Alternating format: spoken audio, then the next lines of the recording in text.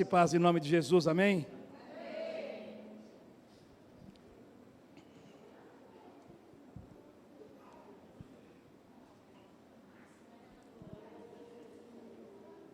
Hoje, em nome de Jesus, nós iremos continuar falando sobre o livro de Josué. E eu creio que nós estamos sendo, eu falo por mim, mas eu acredito que em todos nós estamos sendo muito alcançados. Eu creio que o Senhor está falando muito conosco. Eu sei que algumas pessoas estão nos acompanhando. Pastor Alexandre está nos acompanhando também, entre outras pessoas. E hoje nós vamos falar sobre o Josué 4. Semana passada nós falamos sobre fortalezas, falamos sobre o capítulo 3 e falamos sobre algumas posições, algumas situações que nós devemos estabelecer.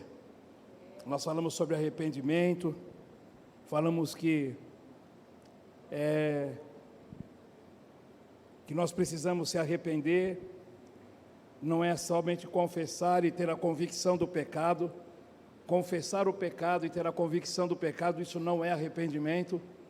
O arrependimento a gente precisa deixar, porque nós estamos indo para Canaã, nós estamos entrando na terra da promessa, e nós estamos falando de Josué, e nós estamos trabalhando nesse livro, porque nós estamos caminhando junto com Josué, nós estamos também atravessando o deserto, nós estamos também atravessando o Jordão, nós também queremos entrar na boa terra, nós também queremos desfrutar da vida abundante a qual o Senhor tem, e para isso é necessário que a gente também se arrependa, porque nós não podemos entrar em Canaã, nós não podemos entrar na vida abundante sem que a gente tenha arrependimento.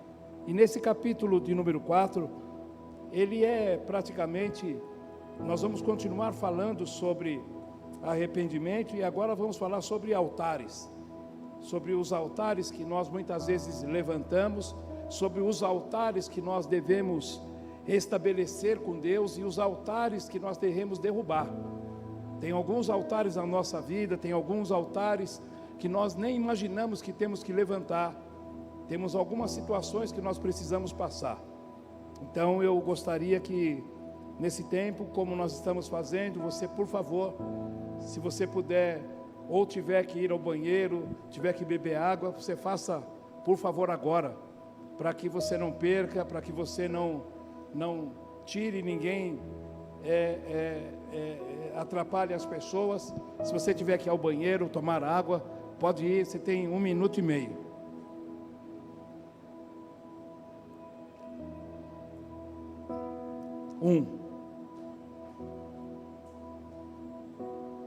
Amém.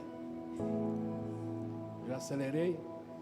Então, no livro de Josué, capítulo 4, é um capítulo ainda se tratando da travessia do Jordão, o princípio do arrependimento diante da fortaleza, ou seja, da impossibilidade humana de mudar por si só, ocorre uma transformação sobrenatural. Essa travessia é a libertação provocada por um legítimo arrependimento. E vocês falamos também a semana passada da travessia, né, que o Senhor, os sacerdotes pararam no leito do rio e todo aquele povo passou diante do Senhor, simbolizando um arrependimento, simbolizando o batismo do arrependimento. Então, essa travessia é a libertação provocada por um legítimo arrependimento. O tema desse capítulo é o conceito do altar. Por isso eu gostaria que você, por favor, colocasse para mim Josué 4, Mateus, de 1 a 3.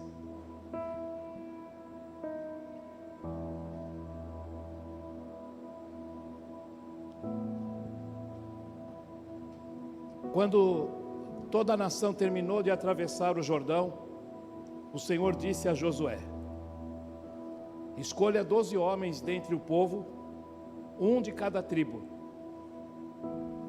e mande que apanhem 12 pedras do meio do Jordão, do lugar onde os sacerdotes ficam parados. Levem-nas com vocês para o local aonde forem passar a noite.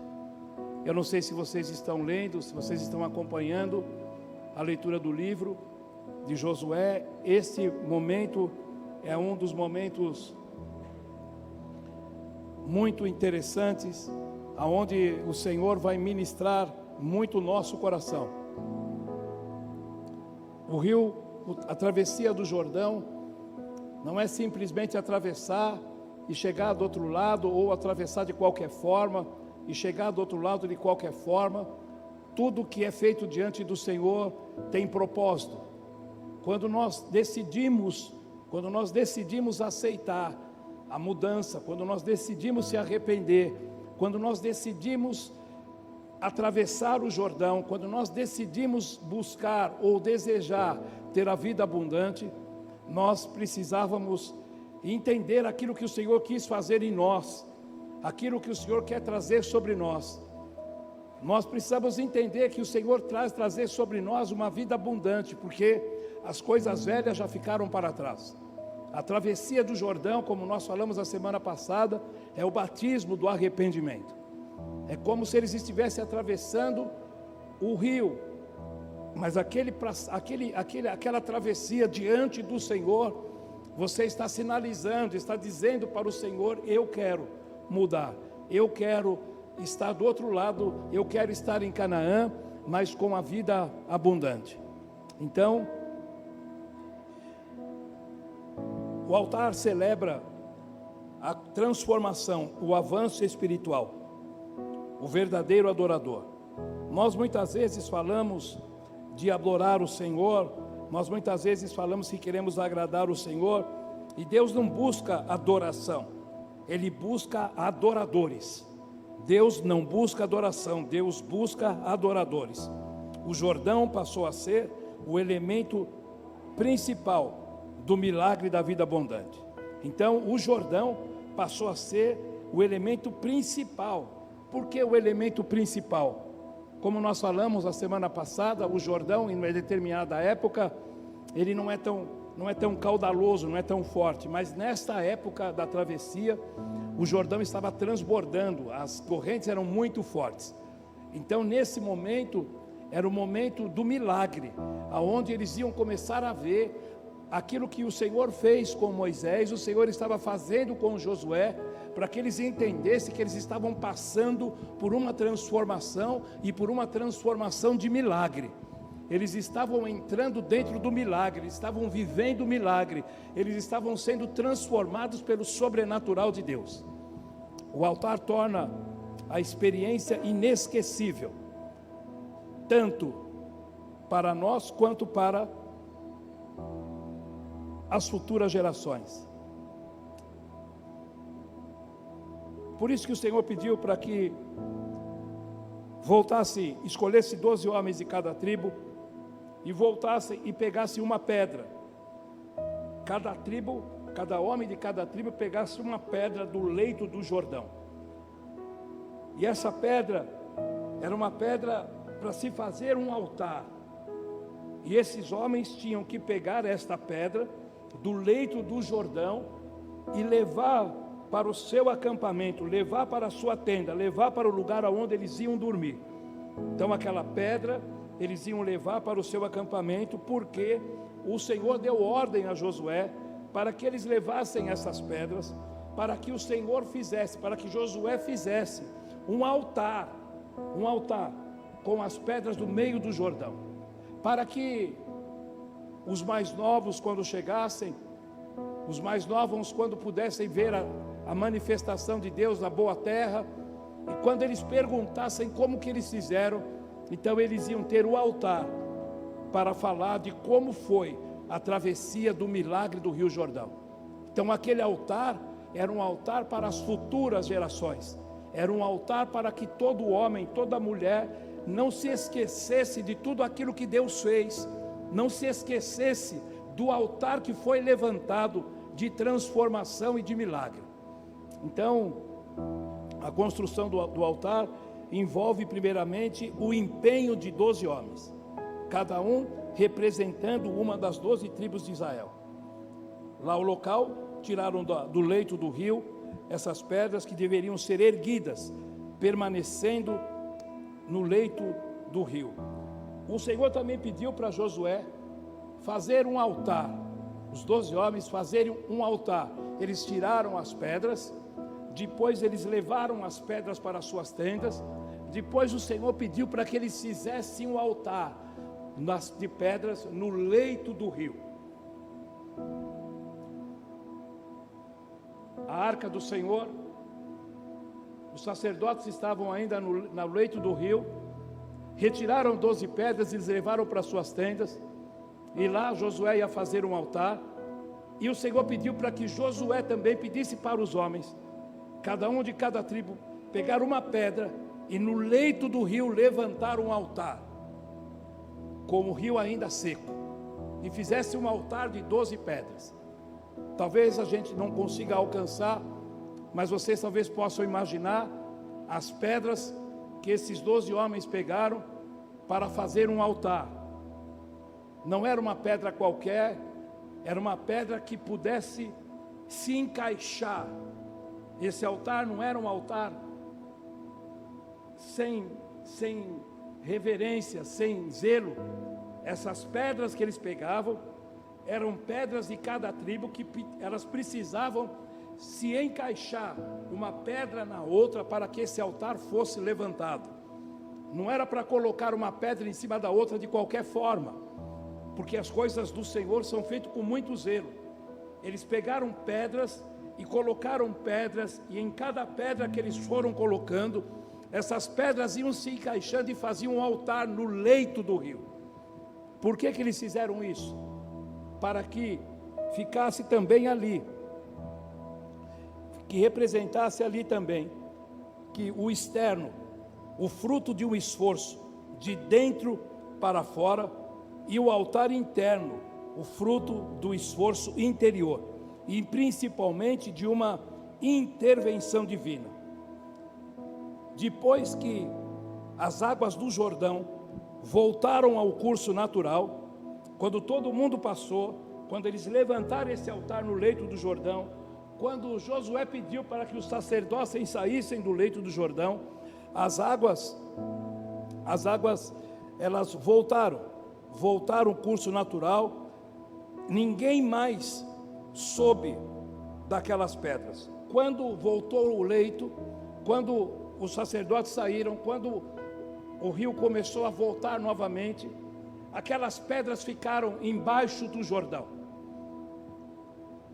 representando que o que eles deixaram ali é algo que só ficou entre eles e o Senhor. Ninguém mais soube daquilo que eles fizeram diante do Senhor. Ou seja, o que eles deixaram ali foram o seu arrependimento, foram os seus pecados. Eles estabeleceram no leito do rio. Quando o rio voltou a correr normalmente, as pedras foram encobertas, e ali ninguém mais soube do que aconteceu ali. Por que eles colocaram aquelas pedras ali? É como se nós também tivéssemos passado por um batismo. Quando nós vamos para o batismo, nós vamos para o batismo para colocar diante do Senhor e diante do mundo espiritual que nós estamos declarando que Jesus Cristo é o nosso Senhor. E quando nós declaramos que Jesus Cristo é o nosso Senhor, nós estamos se arrependendo dos nossos pecados. Nós estamos dizendo que pela misericórdia e graça do Senhor, nós estamos indo fazer esse batismo, porque nós precisamos da graça do Senhor, e diante da graça do Senhor nós fazemos confissão de pecados. E quando nós vamos ser batizados, nós entramos na água. E a Bíblia diz que quando nós entramos na água, quando nós somos submersos na água, desce o velho homem, e dali depois sobe o novo homem. Quando nós descemos, deixamos lá embaixo todo o nosso pecado, deixamos lá embaixo todas as nossas transgressões, e quando nós subimos, nós subimos transformados pela fé. E aquilo que ficou lá embaixo, só ficou entre nós e o Senhor. Assim foi também a travessia do Jordão. Então essas pedras simbolizaram que eles estavam sendo transformados, que eles buscaram uma transformação, que eles estavam se arrependendo de tudo aquilo que eles haviam feito. E aí sim, eles continuaram a travessia do Jordão, continuaram andando pela experiência transformadora do arrependimento. 12 pedras são naufragadas, representando a morte da vontade pecaminosa. 12 pedras são erguidas do Jordão, representando a vontade santificada e ressurreta do Senhor. Então, essas 12 pedras, eles estavam representando a morte da vontade pecaminosa. E as 12 pedras erguidas do Jordão representavam as pedras, o altar que foi feito fora do Jordão, o altar que foi feito depois, representava a santificação, representava que eles estavam ressurretos diante do Senhor. Os altares é uma representação do batismo, mudança de ciclo, morte e ressurreição, um alicerce difícil, de difícil intimidade, uma herança, uma visitação do favor de Deus. O altar secreto, o que é o altar secreto? Aonde nós fazemos o nosso altar secreto com o Senhor? O nosso altar secreto é esse altar que eles fizeram no secreto, esse altar que eles deixaram lá no Jordão. E o Senhor diz para nós que o nosso altar secreto, o altar que nós podemos levantar diante do Senhor, está no livro de Mateus, capítulo 6, versículo 6, por favor. Todos nós podemos levantar e temos que levantar o altar. Mas quando você orar, vá para o seu quarto, feche a porta e ore a seu pai que está em secreto. Então seu pai que vê em secreto o recompensará.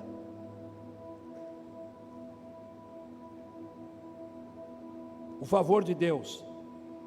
Quando nós fazemos ou estabelecemos ou levantamos um altar, nós recebemos o favor de Deus. O altar secreto é motivacional. É esse altar secreto, é o altar da oração, o altar que nós fazemos no quarto, é o que nos motiva. Nós levantamos depois motivados pela presença do Senhor. Essa é a lei que Jesus resume de forma prática, a lei dos dois altares. Qual é a lei dos dois altares? É o altar que foi deixado embaixo, o pecado. O altar do batismo do arrependimento. E o segundo altar, o altar de santificação. Um altar que a gente levanta ressurreto diante do Senhor. É o altar da oração.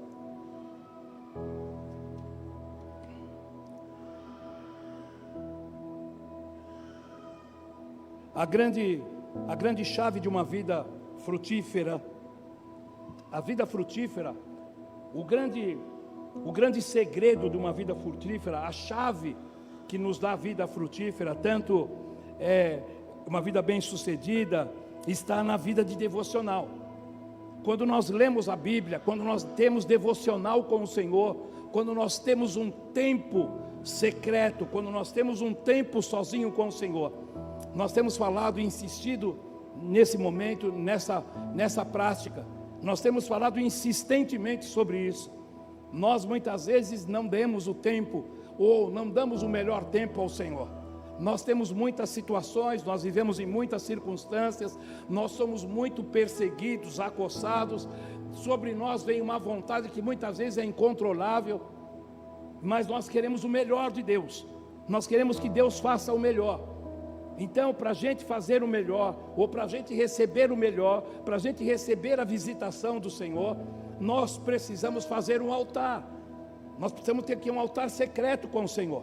E tudo acontece na Bíblia, na oração, na leitura da Bíblia, no devocional. Essa é a diferença. Por isso que lá no capítulo 1, o Senhor disse para Josué: Josué, medita na minha palavra de dia e de noite, para que tudo te vá bem.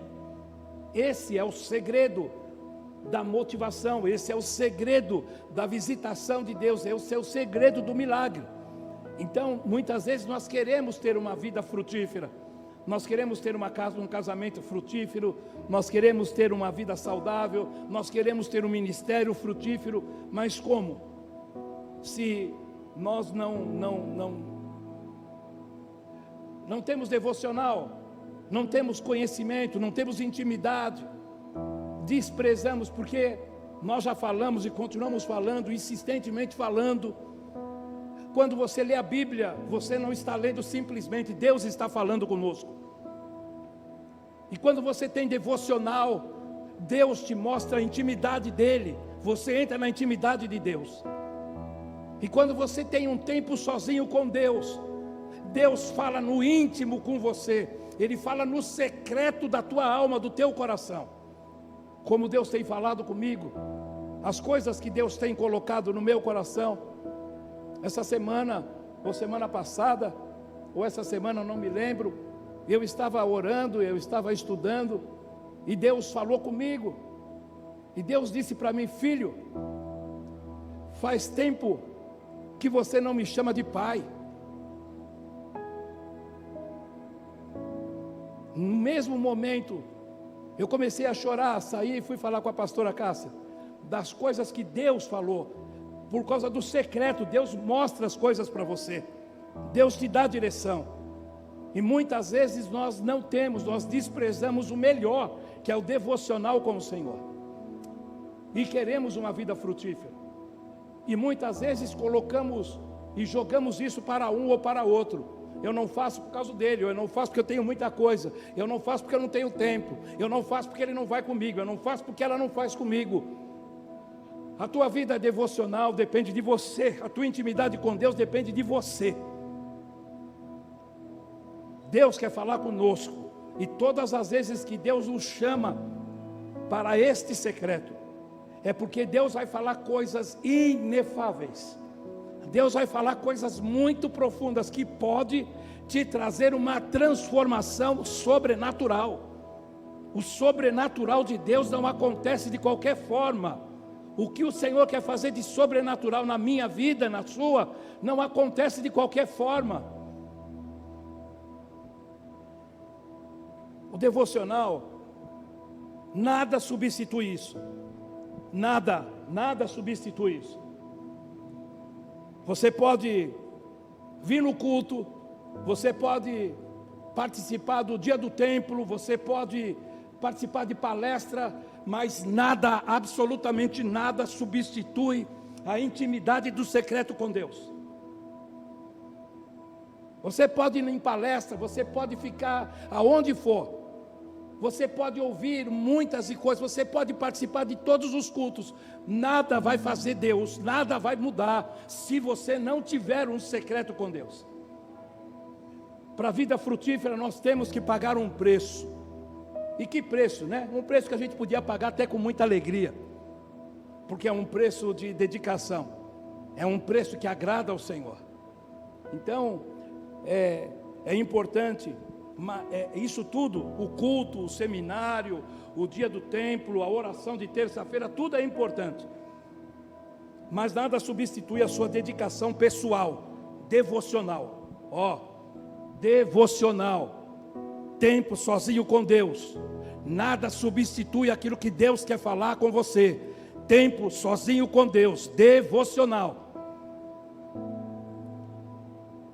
Deus faz em nós primeiro. Às vezes nós queremos fazer algumas coisas, nós queremos melhorar algumas coisas. Eu quero ter uma vida frutífera na minha casa, no meu casamento, com o meu filho. Eu quero ter uma vida frutífera no meu trabalho. Eu quero ter uma vida frutífera no meio da minha família. Eu quero ter uma vida frutífera no meu ministério. Mas como? Se você não deixa Deus fazer em você primeiro. Deus primeiro precisa fazer você frutífero, para que você tenha uma vida frutífera. Você não pode ter uma vida frutífera se Deus não colocar e não fazer isso. Deus quer que você tenha uma vida frutífera na sua casa, no seu casamento.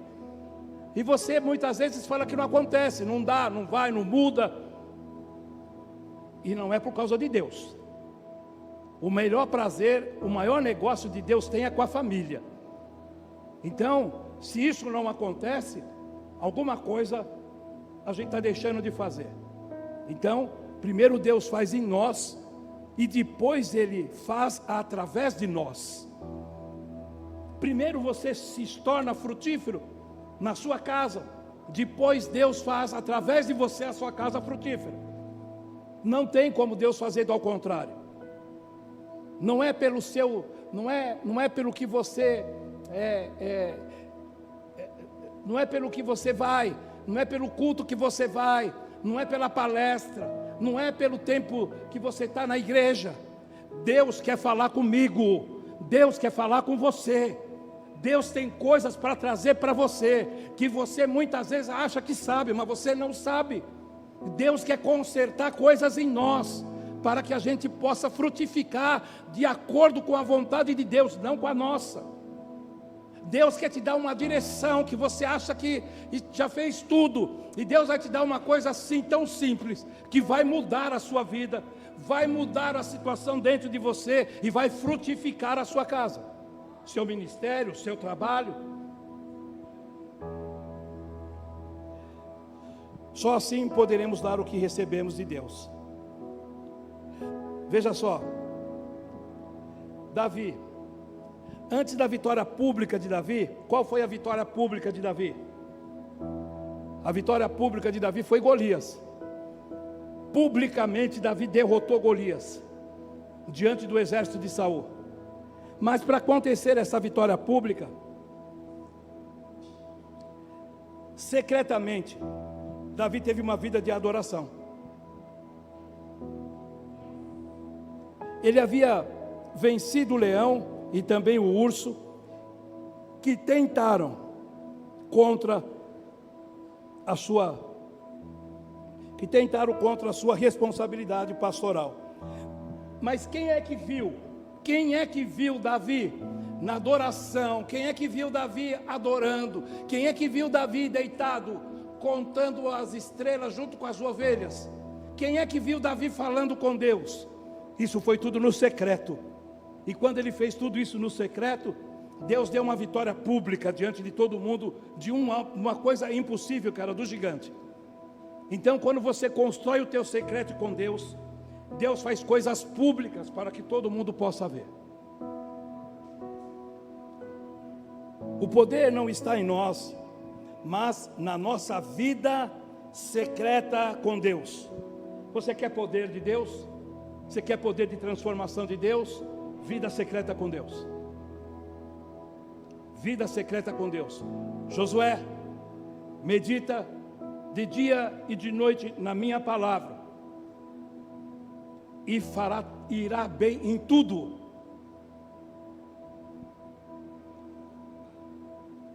O altar também é um lugar de testemunho. O altar interno é o testemunho que Deus dá acerca de nós. O altar interno é o testemunho que Deus dá acerca de nós. O altar interno é o testemunho que Deus dá. O altar interno, você está o Senhor, mas o que acontece com você é interno. Deus vai dar testemunho daquilo que Ele fez dentro de você.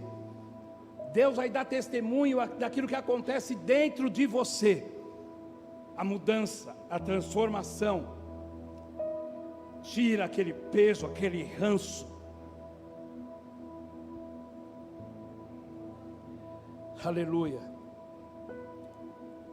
Em virtude da nossa vida secreta com Ele, e o altar externo é o testemunho que nós damos acerca de Deus, através da transformação sobrenatural que fez em nossas vidas. Entenderam? O altar interno, Deus mexe com você e ninguém vê. Deus mexe com você em lugares que você nem sabe. Deus tira coisas que você nem imaginava. Ninguém vê. Mas Deus dá testemunho de você. Isso quer dizer que Deus fez algo em você, que mudou você, e só Deus sabe. O altar externo é quando tudo isso que Deus fez começa a ficar público. As pessoas, a tua casa, a tua família, os teus irmãos, marido, todo mundo começa a ver uma grande diferença, começa a ver um grande poder. Você não vai ficar com o cabelo mais longo, ou não vai escurecer o cabelo, você não vai ficar com uma pele, talvez até fique, com uma pele mais bonita, talvez você não emagreça do jeito que você quer, mas o que acontece de dentro para fora é algo sobrenatural.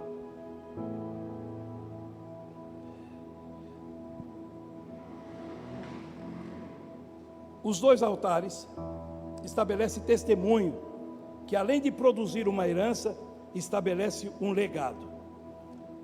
Põe para mim Josué 6 e 7, 4, 6 e 7, por favor.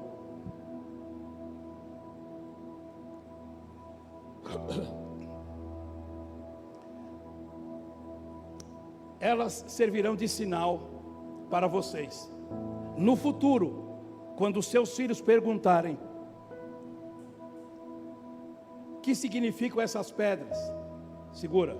No final, quando seus filhos perguntarem: o que aconteceu com você? Por que você mudou assim?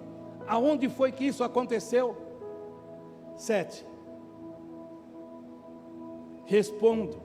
Respondam que as águas do Jordão foram interrompidas diante da arca da aliança do Senhor. Quando a arca atravessou o Jordão, as águas foram interrompidas. Essas pedras serão um memorial perpétuo para o povo de Israel. 6 e 7. Respondam que as águas do Jordão,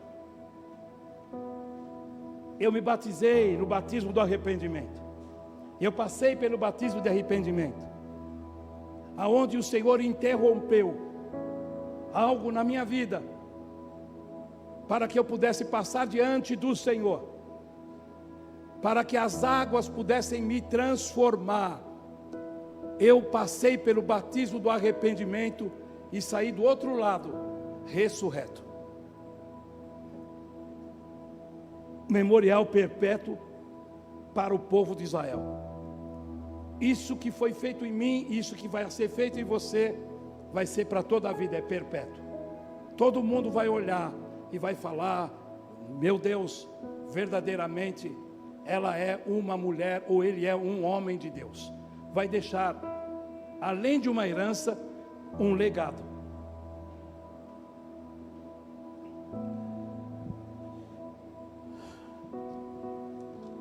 Louvado seja o nome do Senhor. Estabelecer um altar diante de Deus precisa de um esforço moral e espiritual. Esforço interno, perseverança diária. Esforço interno, perseverança diária de cultivar uma relação íntima com a palavra de Deus. Nós precisamos se esforçar. Para levantar um altar diante de Deus precisa de esforço, porque o mundo espiritual é tomado à força. Precisa de esforço. Que esforço? Esse esforço moral, esforço interno, perseverança diária, de cultivar uma relação íntima com a palavra do Senhor. Ler a palavra, meditar na palavra, falar com o Senhor. Isso é um esforço. Cada um levante sobre o ombro uma pedra. Esforço externo. As pedras tiradas do Jordão foram levadas até o alojamento e as depositaram ali. Põe o 8 para mim, por favor.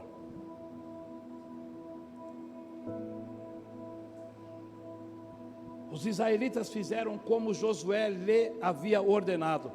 Apanharam 12 pedras do meio do Jordão, conforme o número das tribos de Israel, como o Senhor tinha ordenado a Josué, e as levaram ao acampamento, onde as deixaram. Presta atenção, em nome de Jesus.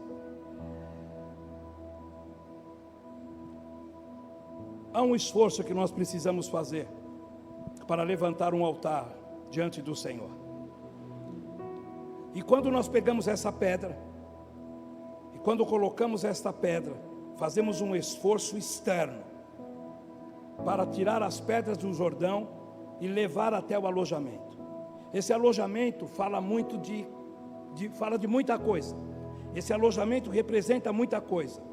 Fala de edificação do lar, fala da comunhão íntima, fala do leito sem mácula, fala do referencial paterno, fala do sono do justo, o lugar de descanso e a capacidade de sonhar os sonhos em Deus. Então, quando eles levantaram essas pedras, que foi um esforço, porque não era uma pedrinha, era uma pedra, foi um grande esforço pegar essa pedra do leito do Jordão, subir com ela, levar para o seu acampamento e estabelecer essa pedra ali. Ele colocou a pedra dentro da sua casa. É um altar de edificação do lar. Quando você tem esse esforço e persevera em buscar o Senhor, em orar, persevera em ter tempo com o Senhor e meditar no Senhor, você está fazendo uma edificação da sua casa. Você está edificando a você e está edificando ao seu lar. Você está edificando uma comunhão, você está edificando uma intimidade na sua casa. Por isso é necessário o esforço. É necessário o esforço, porque todas essas coisas não se conquistam sem esforço.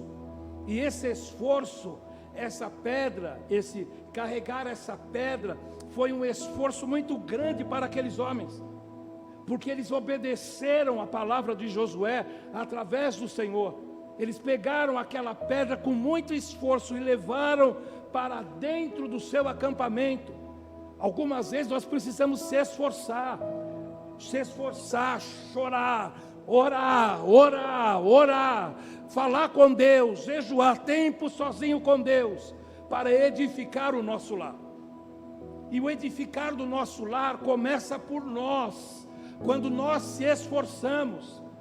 Esse é um papel sacerdotal.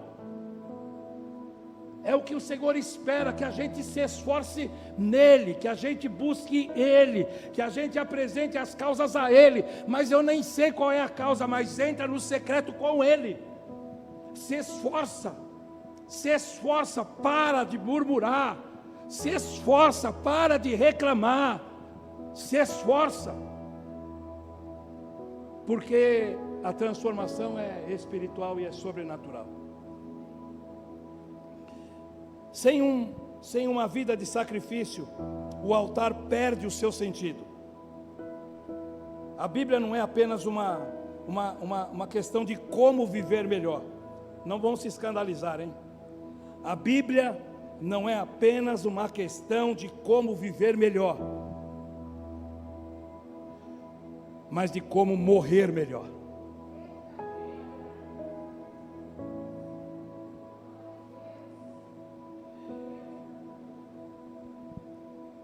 Ou seja, a disponibilidade de não reter o que devemos entregar.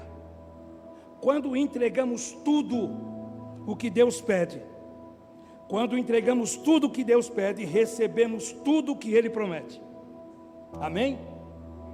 Quando entregamos tudo o que Deus pede, recebemos tudo o que Ele promete. É uma vida, é um momento de sacrifício no altar. Aliás, o altar, o Senhor pediu para Abraão: levanta um altar e sacrifica o teu filho a mim.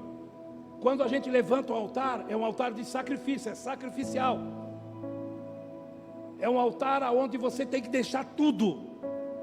Quando você entrega tudo, sacrifica, Abraão, teu filho a mim. Sacrifica tudo. E o Senhor entrega o que você pede.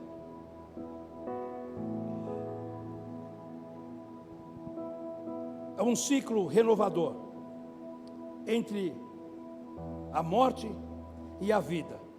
O principal aspecto é o propósito de um altar. O principal aspecto do altar é um propósito e é o sacrifício. Todos os princípios do altar convergem no sacrifício. Ninguém levanta um altar se não for para sacrificar. No Novo Testamento nós temos um altar vivo. A vida espiritual é um altar ambulante. A base para uma vida transformadora é a vontade sacrificial, o sacrifício vivo. Lá no livro de Romanos, capítulo 12, versículo 1, diz que nós temos que apresentar os nossos corpos como sacrifícios vivos ao Senhor. Põe para mim Romanos 12, 1 e 2, por favor. Nós já lemos e falamos muito sobre esse versículo, sobre esta passagem, mas ela é muito conhecida, mas ela é muito pouco praticada. A gente fala muito dessa passagem, mas pratica muito pouco. É um dos maiores segredos da vida cristã. Muitos de nós não têm experimentado a vontade de Deus. Se eu posso dizer, muitos de nós ainda não experimentou a vontade de Deus.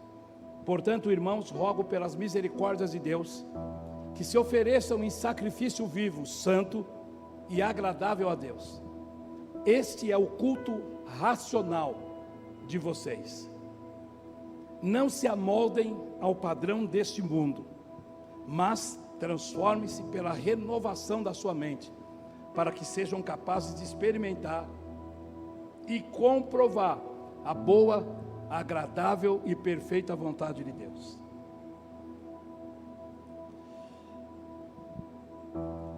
Quando a gente fala de sacrifício, nós precisamos entender que é um processo voluntário e intencional, de se submetermos a nossa vontade à vontade de Deus.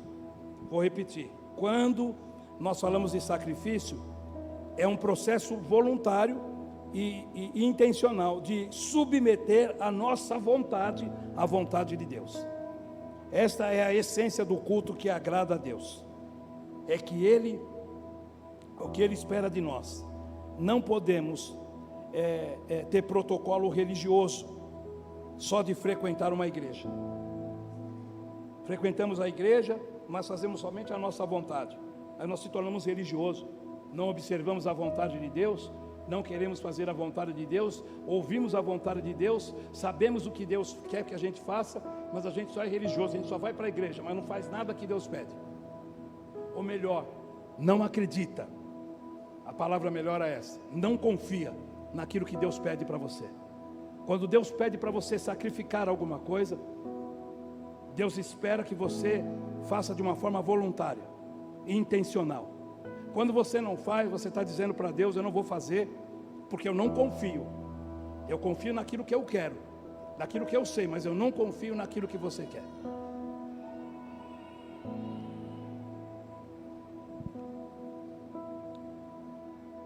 O que não é purificado por Deus acaba sendo destruído. O que não é purificado por Deus acaba sendo destruído.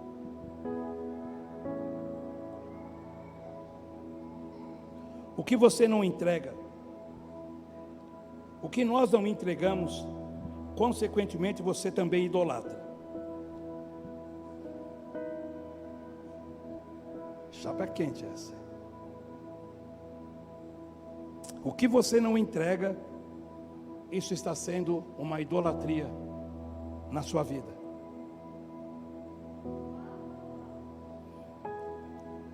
Você perde. E que a sensação de perca é quando você está segurando alguma coisa e você vê ela vazando pelos dedos. Quem já teve essa experiência de ver as coisas se perdendo no meio da sua mão? Você não consegue segurar e as coisas estão se perdendo. Isso não é só material, isso fala de casamento, fala de filho. Quando a gente perde alguma coisa, representa muito, que você quer segurar, mas você não consegue, foge da sua mão. O que você não entrega, consequentemente você também idolatra e você perde. Vaza, sai pelos seus dedos. Maturidade e renúncia andam de mãos dadas. Maturidade e renúncia. Põe para mim Mateus 16, 25, por favor.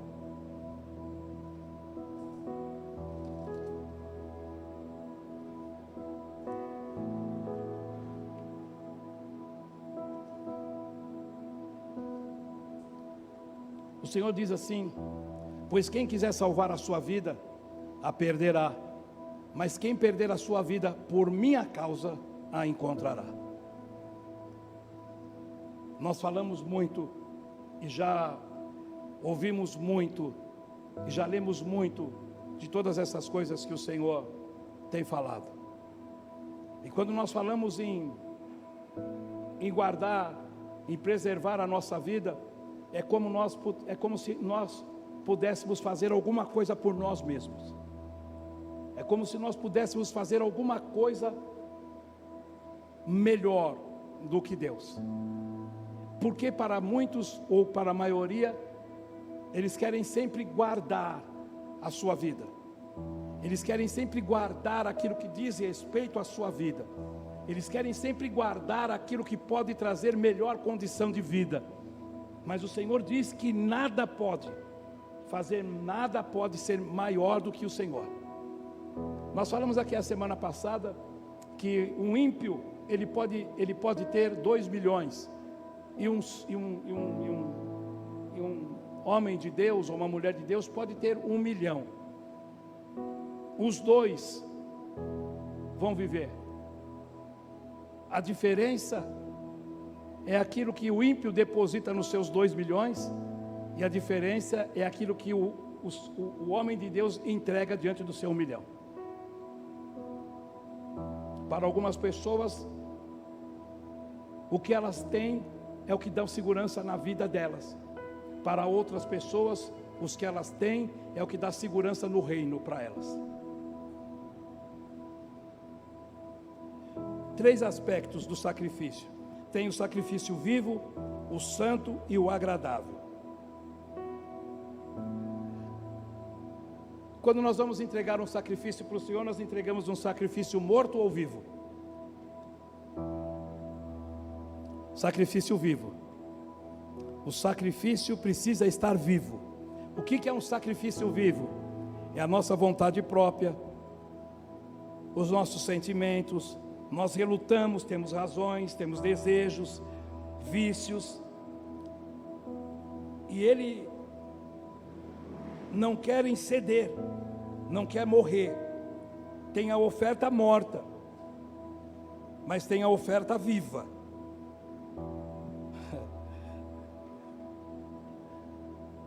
A questão não é oferecer um animal morto, mas vivo. Tudo o que nós temos que oferecer em sacrifício para o Senhor precisa muito estar vivo dentro de nós. É um sacrifício vivo. A sua vontade, a sua razão, os seus sentimentos, a vontade própria, os seus desejos, tudo está vivo. E nós precisamos entregar um sacrifício vivo ao Senhor. Sonhos.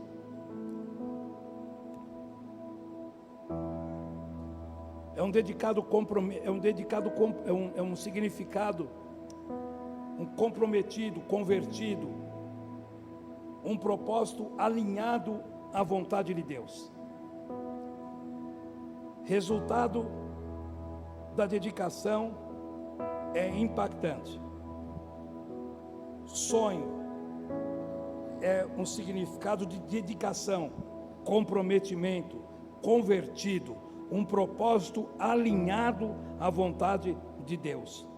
Resultado da dedicação é impactante. Nós ficamos muito impressionados, né? Nós já lemos isso também, quando a gente fala que o lenço de Paulo curava pessoas. O lenço de Paulo, o suor do Paulo, o suor ministerial de Paulo curava pessoas. Por quê? Porque ele tinha conversão, ele era dedicado, ele era intenso. Como também a sombra de Pedro. Quando você lê, eu pelo menos quando li, que Pedro passava, ele andava com a sua capa, e quando ele passava na sombra, as pessoas que estavam deitadas, só dele passar, imagine só, passa Pedro, um monte de gente doente no chão. Pedro passa a sombra dele. Depois que ele passa a sombra dele, começa a levantar pessoas. As pessoas são curadas. Isso é dedicação, comprometimento, convertimento puro, genuíno.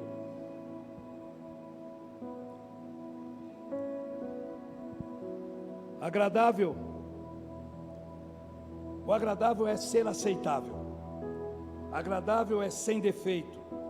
É motivacionalmente perfeito. É como se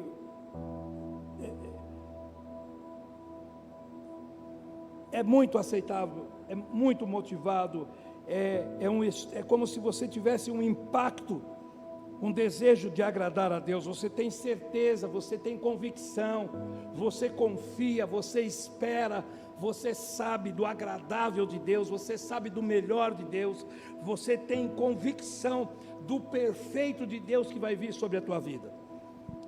Quando você coloca tudo diante do Senhor, tudo, você coloca a tua vida, a tua casa, o teu sonho, o teu coração, a tua saúde, tudo você coloca diante do Senhor.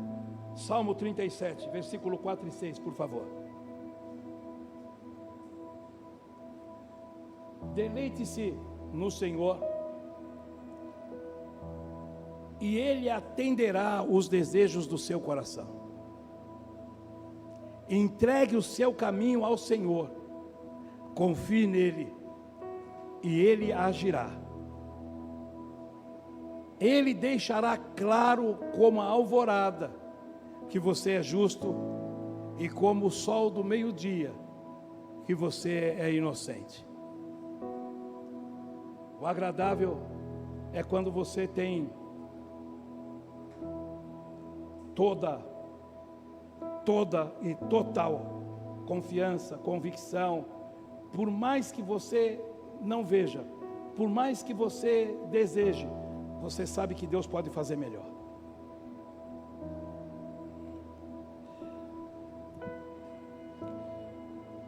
O que eu quero falar agora é sobre por que o Senhor trabalhou todo esse tempo com eles antes e durante a travessia do Jordão. O que o Senhor estava mexendo, aonde o Senhor estava mexendo, porque afinal de contas eles ficaram 430 anos no Egito, 4 gerações,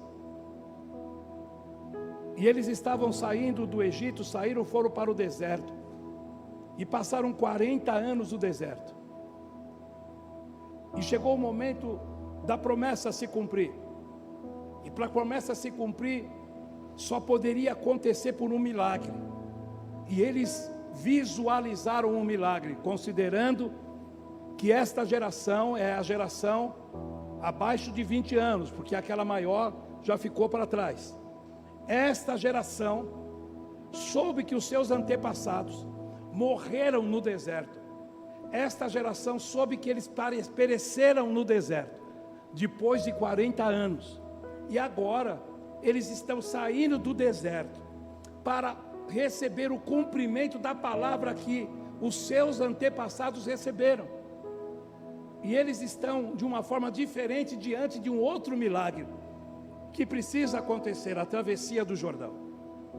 E quando vai atravessar o Jordão, precisa se ter o batismo do arrependimento, que nós já falamos, precisa se soltar do medo, largar as ataduras da murmuração, deixar de olhar para o Senhor com fé, confiar. Então aí o Senhor tratou todos eles para mudar a mentalidade deles. Eles não poderiam mais ter a mesma mentalidade daqueles que ficaram no deserto. Agora é uma outra geração que tem desejo de desfrutar da vida abundante, mesmo sabendo que os seus antepassados não desfrutaram, porque murmuraram. Mas agora chegou o tempo desta geração ter uma outra visão. O Senhor tratou com eles para que eles pudessem entender remover da mente deles aquilo que eles ficavam presos, amarrados. Então, temos uma ordem negativa. Não, é para não vos conformeis, não vos amoldeis. Para se amoldar, basta relaxar diante dos padrões e pressões deste mundo. Eles se amoldaram diante dos padrões do mundo do Egito. E muitas vezes a nossa mente está presa nos padrões deste mundo. Por isso que muitas vezes nós voltamos para trás. Muitas vezes nós estamos lá na frente, mas daqui a pouco nós murmuramos e voltamos para trás de novo. Desistimos porque os padrões desse mundo não foram removidos da nossa mente. Mas o Senhor, Ele dá uma ordem, é imperativo: não vos conformeis com os amoldo, com os padrões desse mundo, a circunstância desse mundo. Nós se apegamos muito às circunstâncias, se apegamos muito no defeito dos outros, na impossibilidade dos outros, na impossibilidade do meu pai, naquilo que a minha mãe não fez, naquilo que o meu pai não fez, da forma como meu pai me tratou, da maneira como a minha família viveu, porque eu sofri, porque eu fui rejeitado, porque eu fui desprezado, porque o meu pai não me deu isso, porque eu tive que conseguir tudo sozinho. E daí? Agora nós estamos num outro tempo. O Senhor está nos levando para um outro tempo. Não é mais. Esse tempo já ficou para trás, já caiu no deserto, morreu. Agora é um outro tempo. A gente fica se amoldando nas coisas do passado, se amoldando nas coisas do Egito, se amoldando nas coisas desse mundo.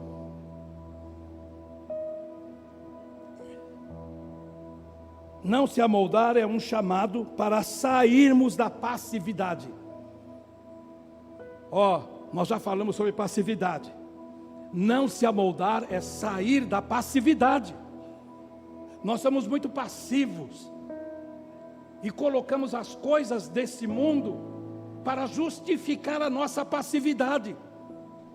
Há quanto tempo o Senhor está querendo nos tirar? Há quanto tempo a gente tem que sair da zona de conforto? Eu quero isso, eu quero ser melhor, eu quero ser feliz, eu quero ter paz, eu quero ter saúde, eu quero ter uma família, eu quero isso, eu quero que... Mas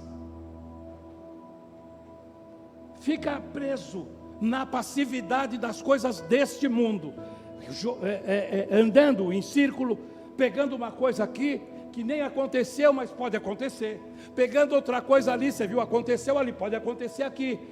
Mas isso não acontece porque ele foi rejeitado, ele não acontece porque ele não teve pai, não acontece porque passividade. Nós temos que pagar um preço, o preço de oração, o preço de devocional, o preço de ter trabalhado com Deus, de estar no secreto com Deus. O que muda a nossa história, o que muda a nossa mente. Olha bem, o que transforma a nossa mente não é mágica. O que transforma a nossa mente é o devocional com o Senhor. O que transforma a nossa mente é a comunhão, é o secreto com Deus.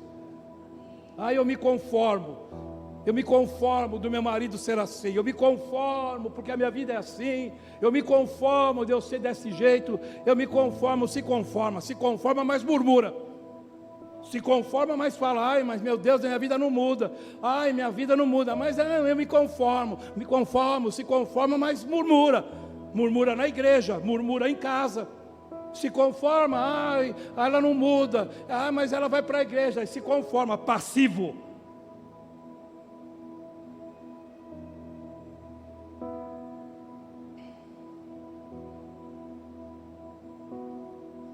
O mundo quer nos amoldar. Eu preciso... Entrega para mim, por favor. Eu vou entregar para vocês. Se faltar, depois a gente tira a xerox. E eu quero que vocês não peguem esse papel e deixem jogado na sua cadeira.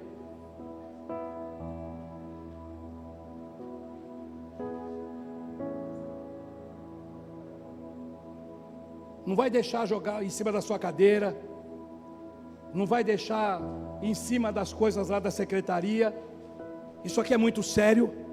É extremamente sério. E você precisa ler. Eu fiz aqui e coloquei o que significa isso no grego, na versão grega. Por exemplo, quando a gente lê malícia, no grego é porneia. Isso é literal. Isso é literal.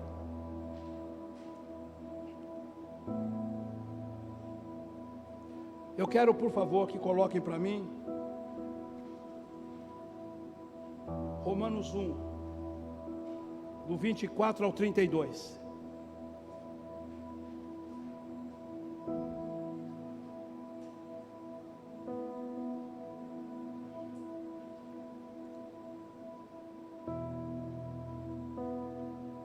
Vocês prestem atenção naquilo que o Senhor vai falar com a gente agora, por favor.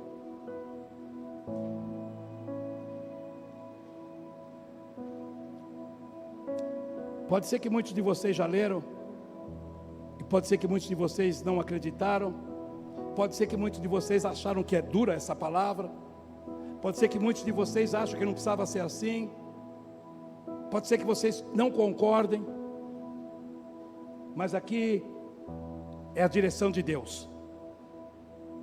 Então eu vou ler a palavra, e eu quero que vocês ouçam com atenção. Por isso, Deus os entregou à impureza sexual, segundo os desejos pecaminosos do seu coração, para a degradação do seu corpo entre si. Trocaram a verdade de Deus pela mentira, e adoraram e serviram as coisas e seres criados em lugar do Criador, que é bendito para sempre. Amém. Por causa disso, Deus os entregou a paixões vergonhosas. Até suas mulheres trocaram suas relações sexuais naturais por outros, contrários à natureza.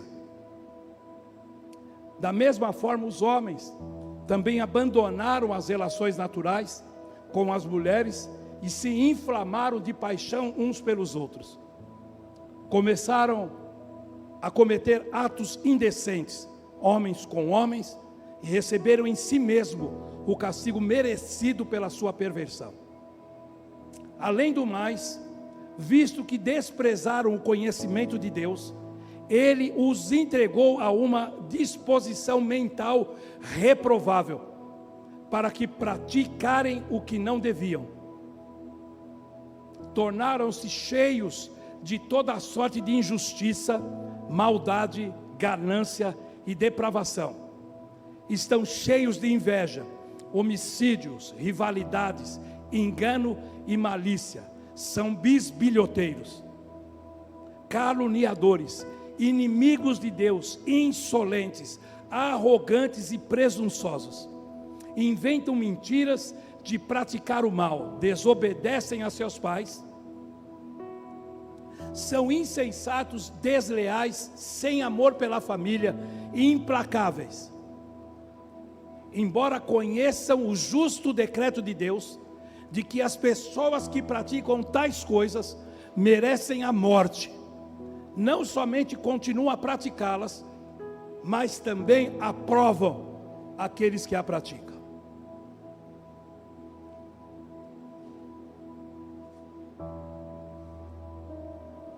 Essas coisas todas, é o que o Senhor disse: não vos amoldeis as coisas deste mundo, as práticas desse mundo.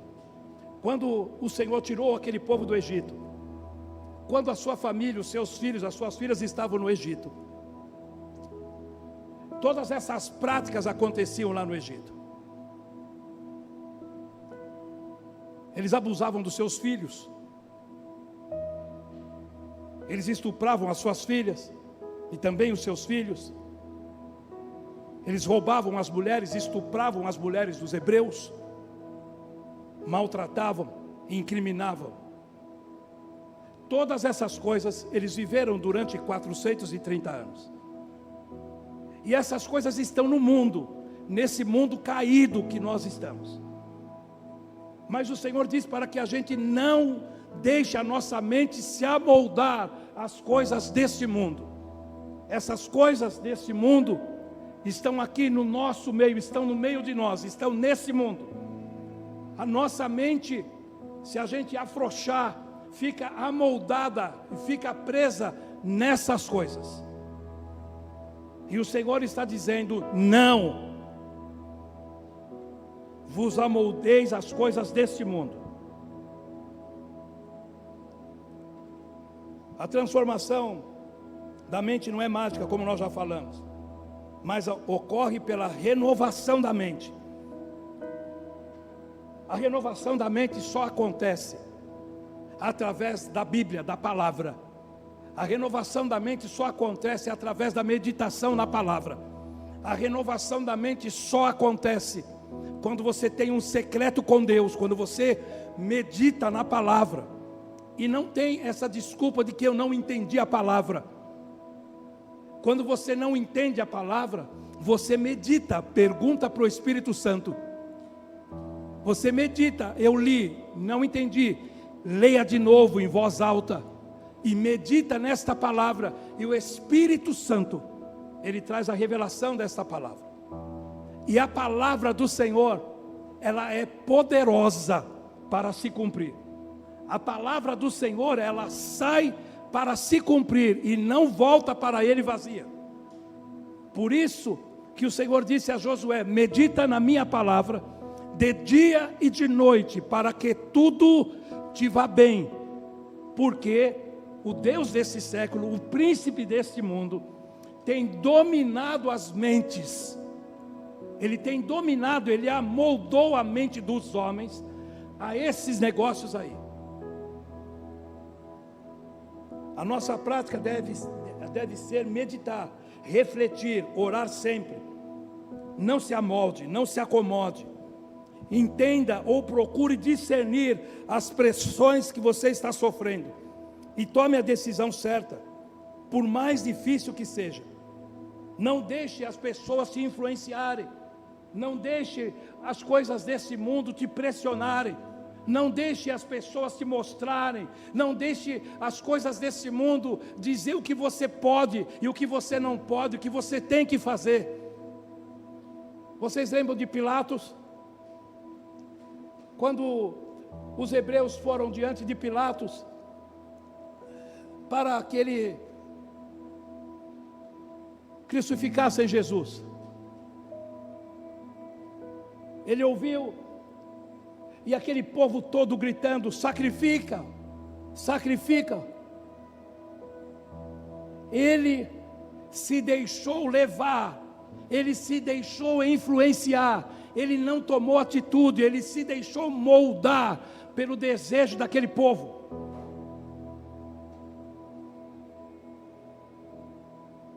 Às vezes acontece isso conosco. Quando cedemos à pressão dos outros e não fazemos a vontade de Deus, nos transformamos em Pilatos. Pilatos cedeu à pressão de outros. Você muda as circunstâncias. Não se torne dominado por elas.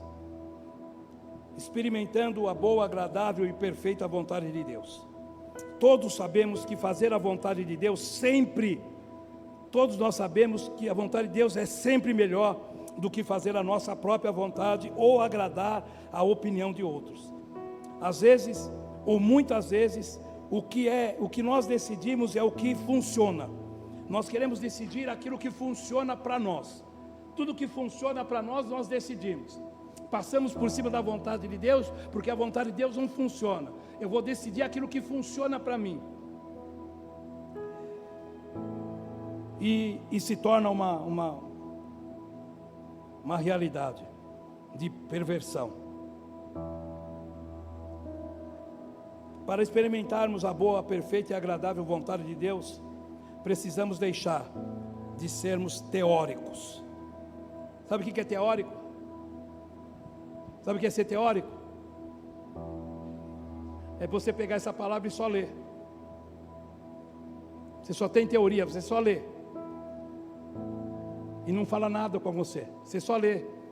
Você sabe até qual é o versículo, você sabe até qual é o capítulo. Isso é teoria. Mas a gente tem que experimentar. E para isso acontecer, você tem que levantar um altar de sacrifício. Nós já falamos sobre esse altar de sacrifício. Você pegar uma palavra isolada e trazer ela para a sua vida, isso é teoria. Você não entende o que você está falando e nem o que você está pedindo. Mas quando você entra no secreto e faz um altar de sacrifício com Deus, o Senhor revela toda a boa vontade dEle. Então, nós encerramos o capítulo 4. Essa travessia, agora, eles já estão do outro lado, já passaram pelo batismo do arrependimento, já levantaram os altares, levantaram um altar que ficou submerso debaixo do Jordão, e levantaram um outro altar diante do Senhor, de ressurreição e de força diante do Senhor. Eles atravessaram o Jordão e agora eles já estão com uma outra mente. O Senhor já os transformou a sua mente, já tirou a sua mente do passado, do Egito, já tirou a mente que estava presa nessas coisas lá no Egito. Eles tiraram a mente da incredulidade, do medo, da insegurança. Agora eles viveram um milagre. Eles atravessaram o milagre, eles foram batizados pelo milagre.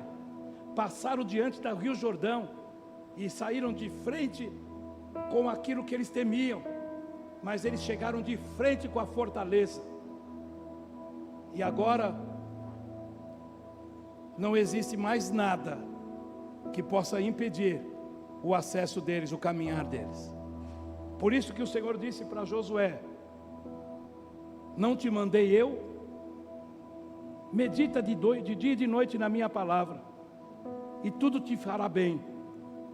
Ninguém ficará em pé diante de você, porque eu, o Senhor, estarei contigo, assim como estive com o meu servo Moisés. Isso é o que o Senhor estabeleceu sobre eles. Isso é o que o Senhor tem e quer estabelecer sobre nós. Nós falamos de fortalezas, e muitas pessoas talvez se envergonharam, que também é uma fortaleza. Mas quando você carregou a sua pedra, ou quando foi levantado um altar no leito do Jordão, ali ficou tudo o que era pecado, o que era ruim. Quando você atravessa o arraial para levar o seu sacrifício para o tabernáculo, para o sacerdote sacrificar, você já está fazendo a confissão do seu pecado, para ser santificado, para atravessar o Jordão. E é necessário que nós possamos estabelecer e ter a coragem de levantar um altar secreto com o Senhor. É necessário que a gente tenha coragem de abrir mão da nossa vontade e deixar a vontade do Senhor prevalecer. É necessário que a gente confie naquilo que o Senhor vai te mostrar. É necessário que você saiba das suas fortalezas. Você não pode se envergonhar e se esconder delas. Quando você sacrifica a transparência, você está deixando de confiar no Senhor. E quando você deixa de confiar no Senhor, você murmura. E quando você murmura, você está fora da vida abundante e da terra de Canaã. Não entra murmurador. Os murmuradores ficaram todos no deserto. Então, encerramos o capítulo 4. E a semana que vem, nós vamos para o capítulo 5. Se você está lendo o livro de Josué, continue lendo, vai meditando vai conversando com o Senhor. E por favor, não se deixe amoldar. Depois você vai ler e você vai ver as coisas que o Senhor quer mostrar para nós, as coisas que o Senhor quer trabalhar na nossa mente, para que a gente possa entender aonde o Senhor quer nos levar. Fica em pé, por favor.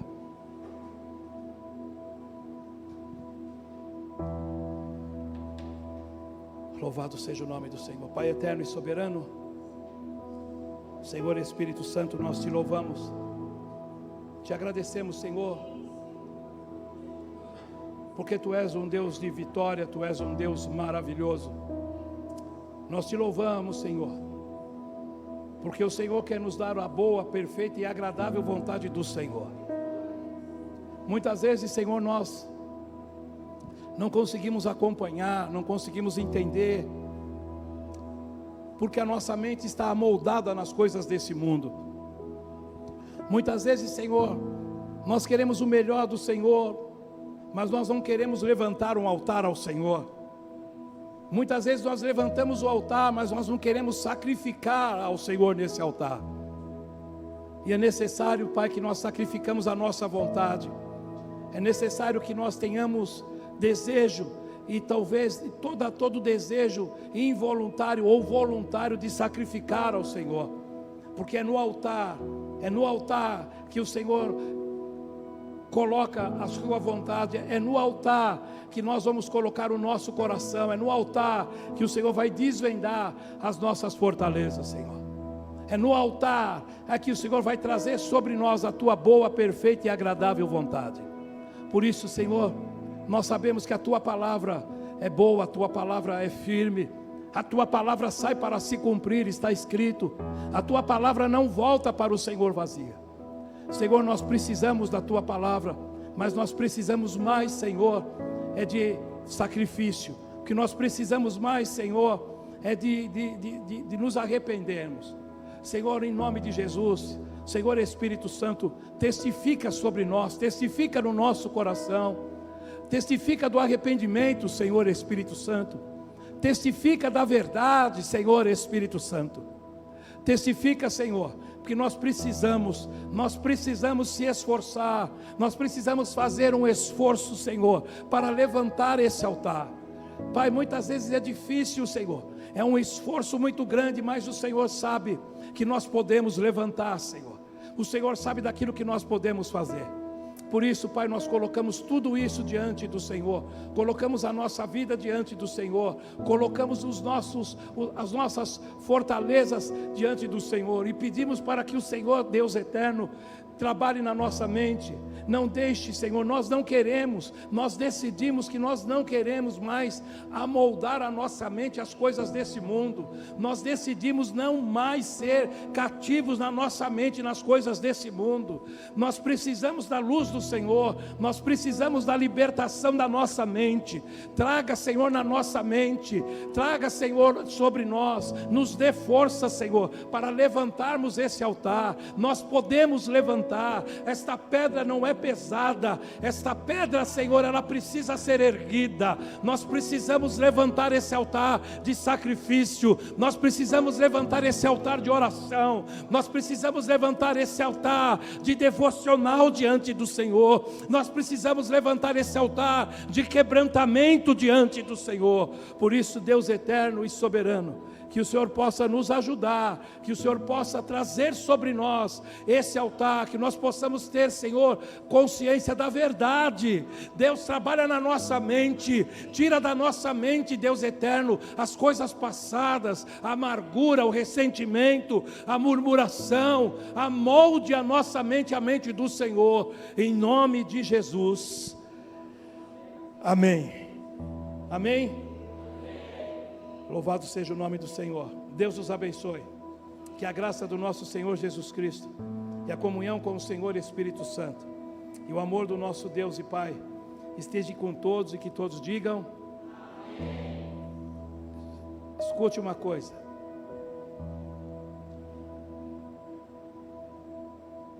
Eu não sei o que você está vivendo, o que você está passando,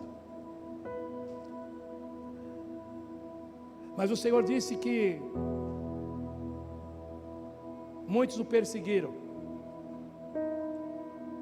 E o Senhor diz que todo aquele que crer nele, verás a glória de Deus. Nós estamos no mundo, mas nós temos um Deus todo-poderoso. Independente daquilo que você está passando, independente daquilo que você está vivendo, independente da tua necessidade, mesmo chorando, mesmo não vendo nada, levante um altar ao Senhor. Faça o sacrifício de levantar o altar. Depois que você levantar o altar, vai encher o seu coração. E quando você ver o altar já levantado, você vai ter prazer, você vai ter a alegria de sacrificar a sua vontade diante do Senhor. E quando você começar a sacrificar a tua vontade, vai vir um quebrantamento, vai vir um choro, vai vir algo tão tremendo sobre você. E você vai ver a manifestação da glória de Deus, de transformação, de renovação e de milagre do Senhor sobre a tua vida. Amém? Vamos em paz. Deus abençoe vocês.